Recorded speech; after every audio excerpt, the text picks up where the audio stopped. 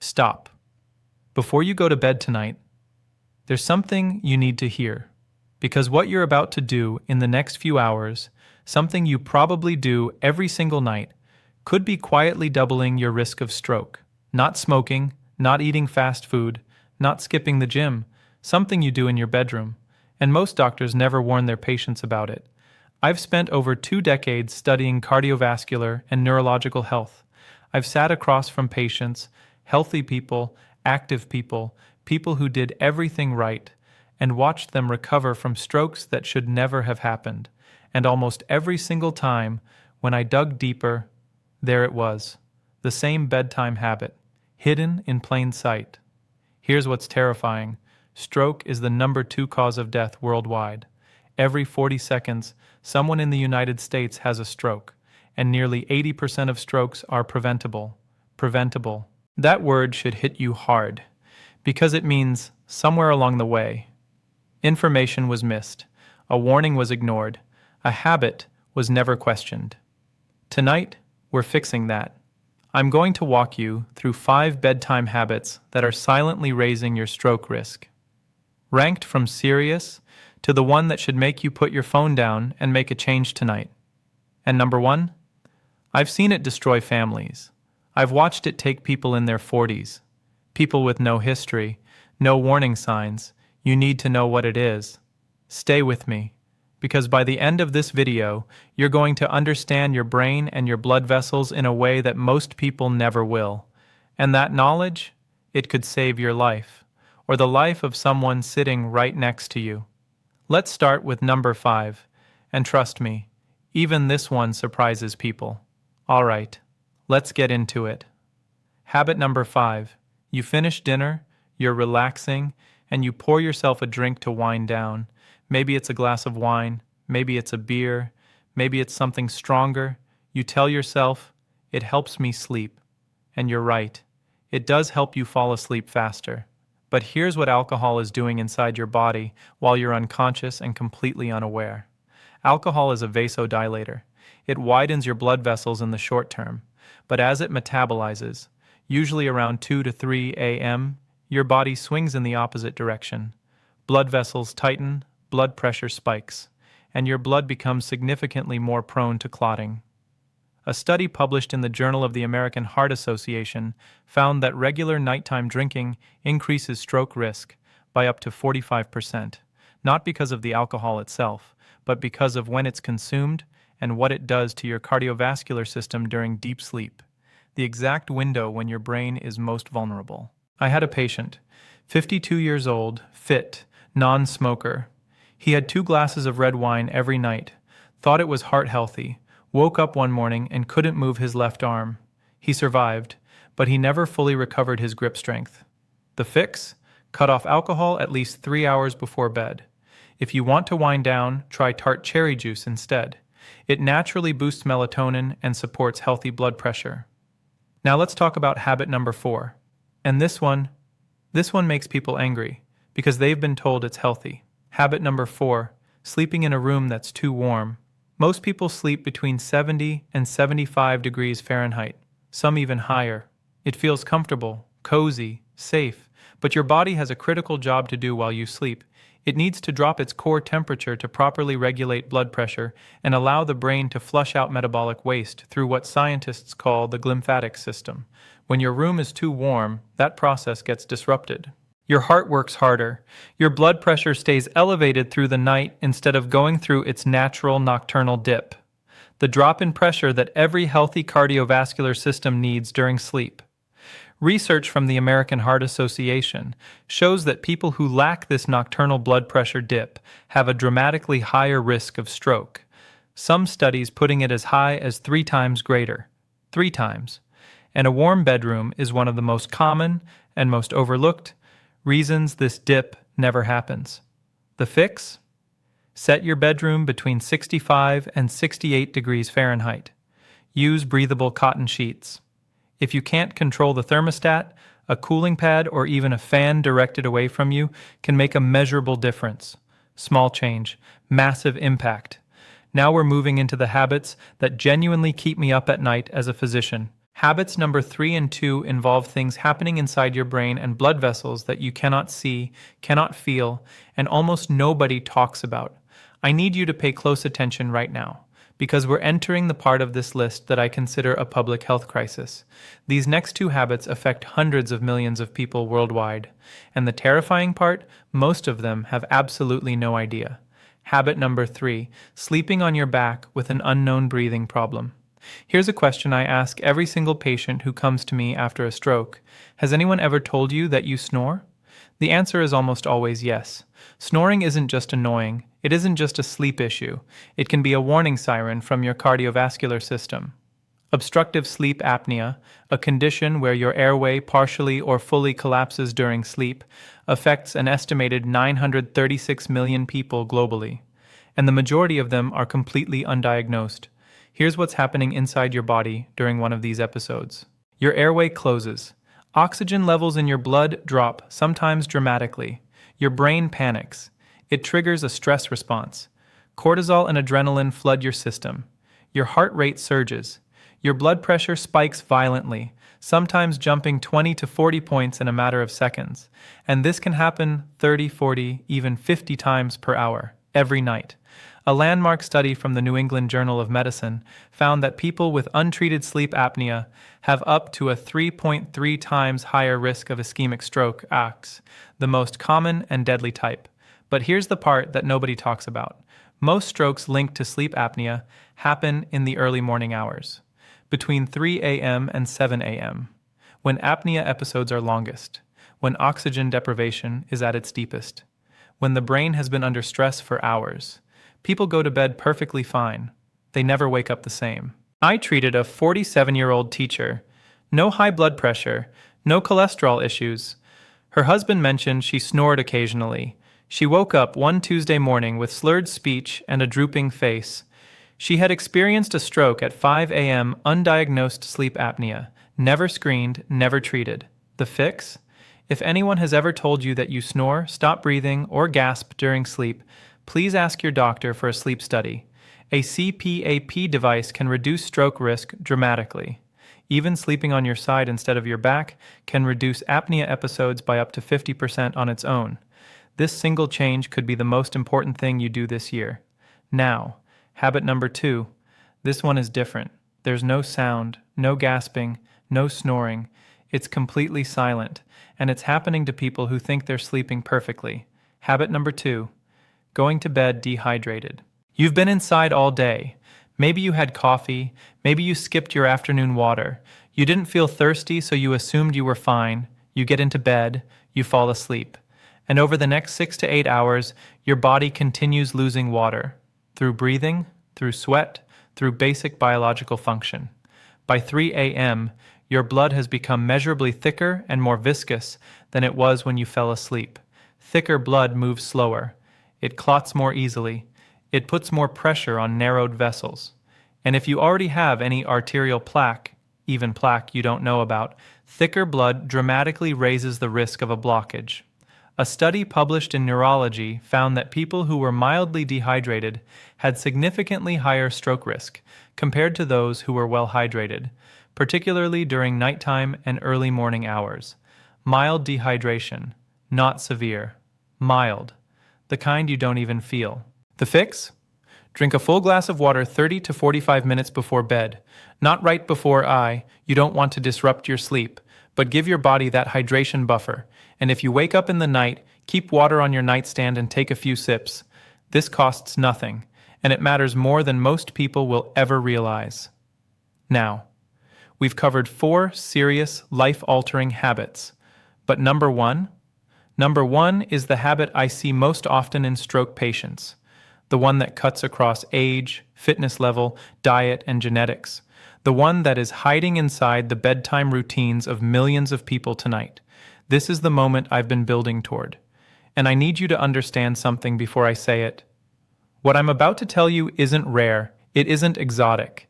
It isn't something that only happens to unhealthy people or elderly people or people with bad genetics. It is happening in ordinary bedrooms. Tonight.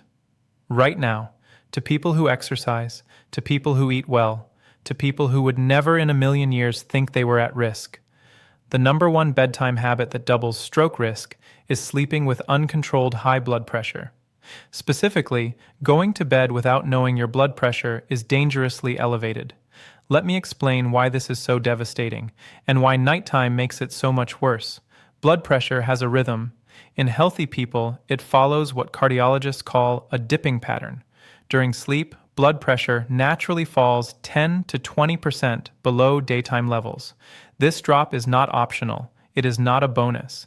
It is a biological necessity. During that dip, your brain rests, your arterial walls recover, inflammation decreases, the tiny vessels inside your brain, vessels thinner than a human hair, get the relief they desperately need.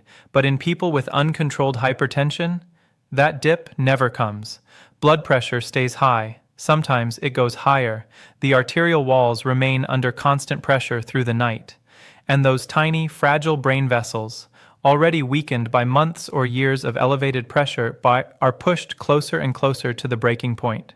This is called nocturnal hypertension, and research published in the Journal of the American Medical Association found that people with elevated nighttime blood pressure have a 2.2 times greater risk of stroke compared to those with normal nighttime readings. More than double. And here is the fact that haunts me. Nighttime blood pressure is often completely invisible. Standard doctor's office readings happen during the day. You feel calm, you feel fine, the number looks acceptable. Your doctor nods, you leave reassured. But at 2 a.m., when you're deep in sleep and completely unaware, your pressure could be dangerously, silently elevated. This is called the white coat reversal phenomenon, where daytime readings appear normal, but nighttime readings tell an entirely different story. A 44-year-old man came into my clinic 3 years ago. Athletic, coached his son's soccer team. His last checkup showed blood pressure of 128/82. Slightly elevated, but nothing alarming. He wore a 24-hour blood pressure monitor as part of a routine study. At night, his pressure was averaging 158/96 every single hour, while he slept peacefully, while his brain absorbed that relentless hammering pressure against vessels that were never given a moment of relief. 6 weeks later, he had a stroke. He was 44 years old. He spent 4 months relearning how to speak clearly. His story is not unique. I have seen versions of it more times than I can count. And every time, the common thread is the same. Nighttime blood pressure that nobody measured, nobody treated, and nobody warned him about. Here is what makes it even more dangerous. High blood pressure has no symptoms, no pain, no warning signal, no alarm. You can walk around, sleep around, with vessels under extreme stress, and feel completely normal. It is called the silent killer for a reason, and at night, when you are unconscious and defenseless, it does its worst work. The fix? First, get a home blood pressure monitor. They cost less than $30. Take your reading at night, right before bed, for 7 consecutive days. Write it down.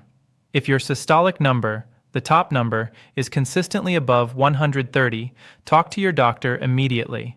Ask specifically about nighttime blood pressure patterns. Second, the habits we discussed earlier directly feed into this. Alcohol before bed raises nighttime pressure. A warm room prevents the natural pressure dip. Sleep apnea causes violent pressure spikes all night. Dehydration thickens your blood and strains your vessels. Everything on this list connects. Everything leads back to what happens to your blood pressure while you sleep. Third, reduce sodium after 4 p.m.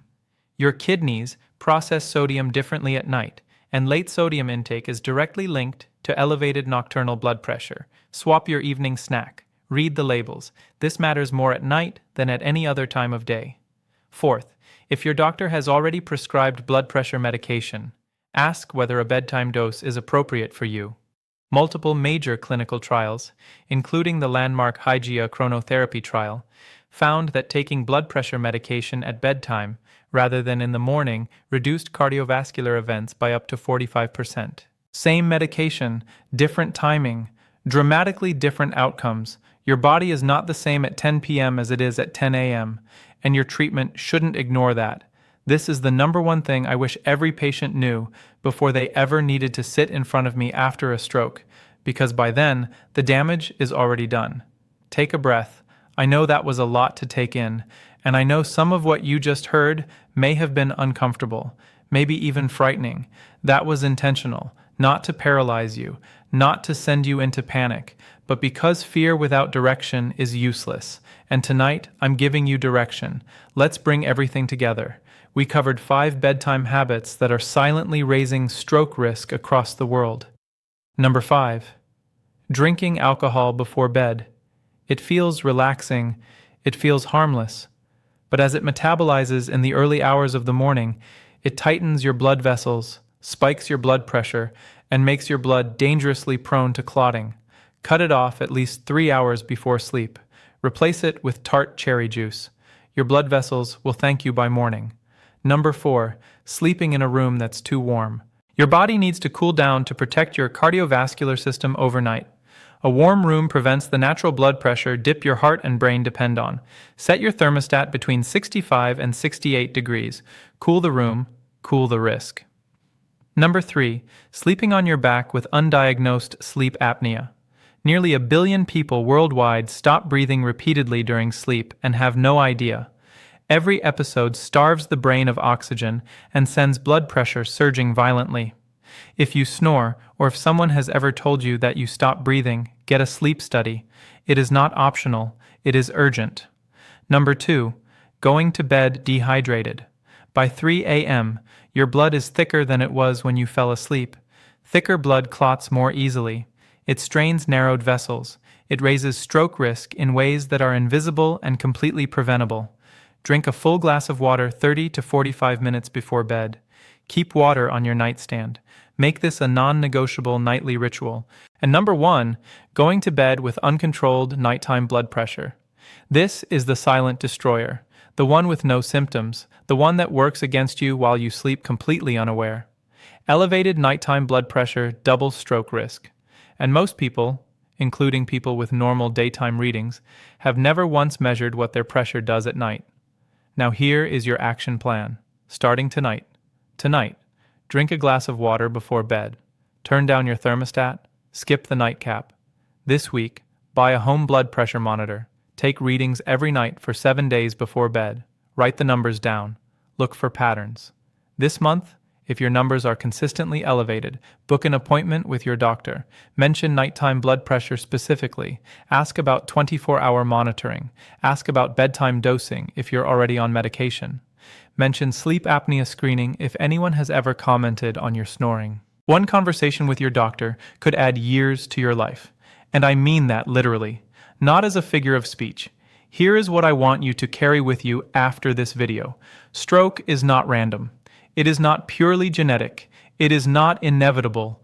It is the result of pressure, of habits, of small decisions made night after night that nobody ever connected to the bigger picture. You now see the bigger picture. You now know what millions of people sleeping tonight do not know. And knowledge, real, actionable, science-backed knowledge, is the most powerful protection you have. Your brain built memories with the people you love. It holds your voice, your laughter, your ability to walk into a room and recognize every face. Protect it. Tonight. Every night. One last thing before you go. I want to hear from you. Drop in the comments. Which one of these 5 habits surprised you the most? Was it the alcohol, the room temperature, the dehydration, or did number 1 hit close to home? Your comment might be the thing that convinces someone else to watch this video, someone who needs it, someone whose life it changes. And if you have a parent, a spouse, a friend over 40, share this video with them tonight. Not tomorrow. Tonight. Because stroke doesn't wait for a convenient moment. But now, neither do you. If this video helped you, subscribe and hit the bell. Every week I bring you the medical information your doctor doesn't have time to explain, so you can make decisions that protect the people you love. I'll see you in the next one.